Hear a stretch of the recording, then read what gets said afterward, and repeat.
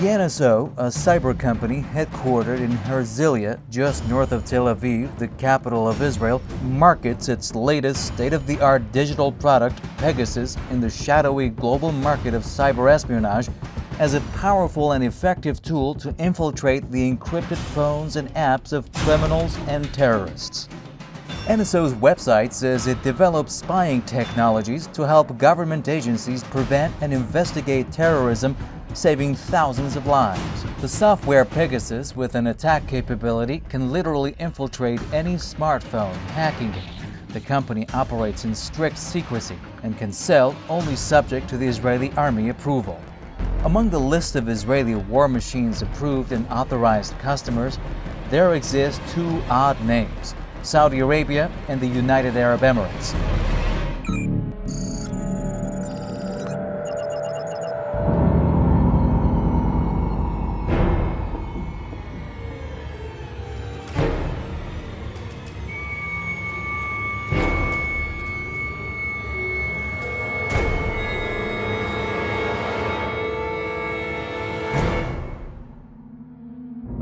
Pegasus is very expensive because it lets authorities do what they long couldn't: breaking into smartphones remotely, making everything in them completely visible.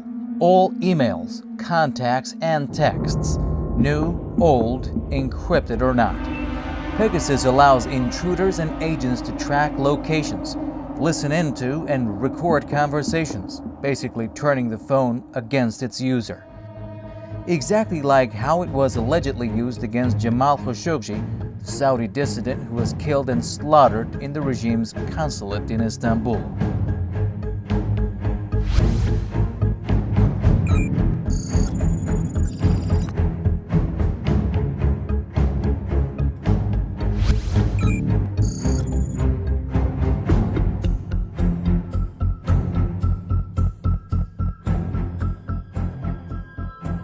Well, obviously, the killing of Jamal Khashoggi, the journalist in Turkey, is part of the monitoring and access of the Saudi intelligence service, supported by the Israeli spyware technology, to understand and to have access to all the contacts of Khashoggi and his connection with other activists living overseas. Khashoggi was not the only individual targeted by the Israeli-designed, Saudi-owned software.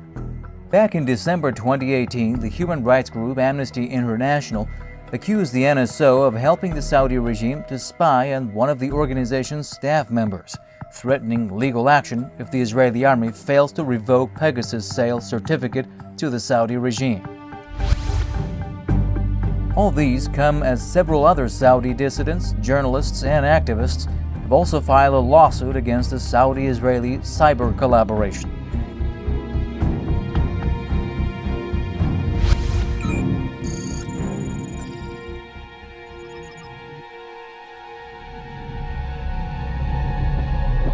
Saudi rogue and corruptive acts across the cyberspace extends way beyond targeting Saudi citizens and individuals. It is now revealed that one of the closest aides of newly installed British Prime Minister Boris Johnson has been running a massive online disinformation campaign on behalf of the regime.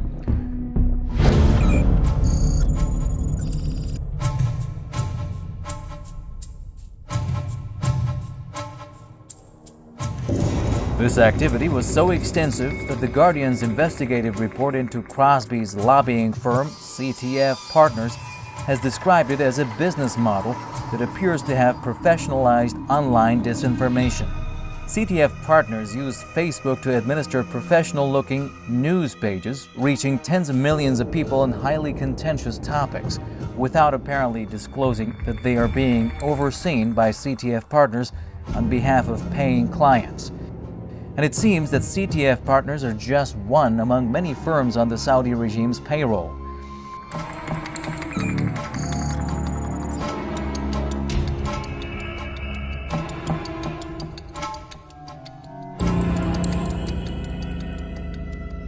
The Saudis are also funding expensive influence campaigns across the social media, in a bid to propagate against the regime's regional foes, like Iran, Qatar, and Turkey. Employing a gamut of tactics, and in particular impersonating public figures and posing as local news organizations to promote content about the regime and its figureheads in other countries. Crown Prince Mohammed bin Salman's economic and social reform plan, Vision 2030, and Saudi Armed Forces' success during the conflict in Yemen is also featured predominantly. I think when people go on Twitter or on Facebook and they see a lot of people defending Mohammed bin Salman and the like as a result of this, the Web electronic or electronic army, people get the impression that there are a lot of people who support Mohammed bin Salman's reforms. They support Mohammed bin Salman's position as leader, and as a result it creates like a fog of war, in the sense that you're unable to determine just how much public support does Mohammed bin Salman have for his initiatives.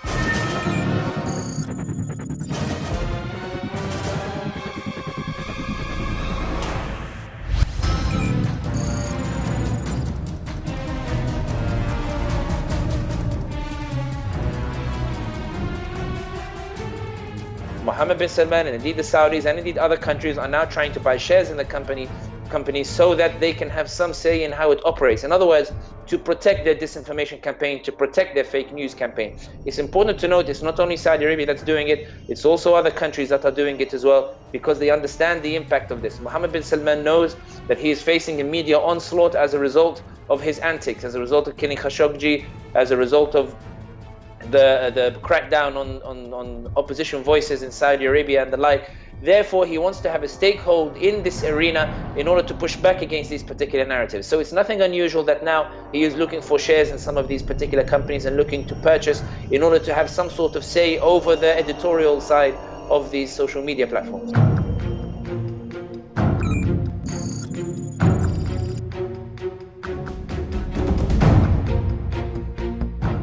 Almost every U.S. citizen may have come across news surrounding the story of how Russia allegedly used fake news to push its agenda in the United States.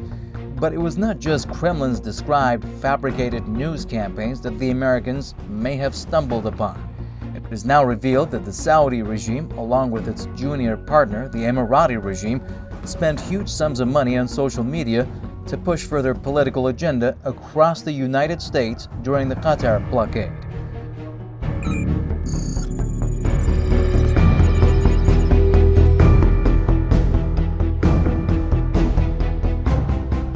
As the two regimes took steps against Doha, they also initiated propaganda efforts in the U.S.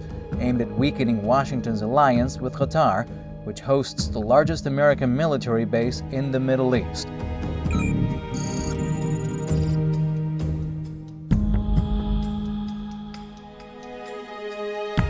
The campaign pushed a steady stream of clickbait-style disinformation, often relying on catchy infographics to try to draw in an audience. I think this is not unique to Saudi Arabia. I think this is the nature of cyber warfare now in this modern era where social media plays such a big role. The Russians have an electronic army, the US has an electronic army, all of the nations that are power players have these electronic armies, particularly in the age of fake news, the age of disinformation, where everybody is trying to get their point of view across and everybody is trying to discredit the other persons. So it's nothing strange that Saudi Arabia has an electronic army. Indeed, you see them very active on Twitter, very active on Facebook. They insult their critics. They're always commenting on anybody that criticizes Saudi Arabia. However, to say that this is unique to Saudi Arabia, I think is a flawed assessment. Saudi Arabia is just one country of many that has this electronic army, and Saudi seems to be using it more perhaps than other countries in order to take control of Mohammed bin Salman's image, in order to protect it following a series of blunders, including the Khashoggi case, and trying to impose reforms on a conservative society. Mohammed bin Salman knows that his support is shaky. Therefore, he wants to have everything under his control, whether it's the media, whether it's the flow of information. Why? To ensure that he is able to protect this position of his. And this is the reason why we see that he is cracking down heavily and making sure that all information is information that he has given the green light, and that no information comes to Saudi Arabia that will threaten his construction of his image that he is seeking before he becomes king.